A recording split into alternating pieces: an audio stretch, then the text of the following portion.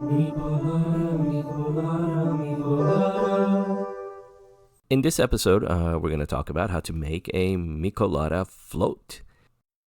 This episode is sponsored by One of One, providers of business VoIP and IT services nationwide.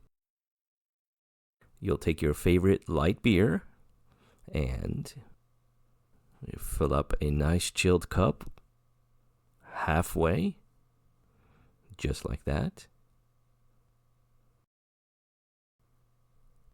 Perfect. Then you're going to take your favorite root beer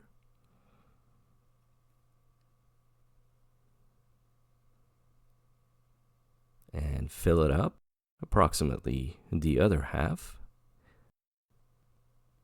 Now you're going to need to leave a little bit of room at top because we're going to put a scoop of vanilla ice cream right on top.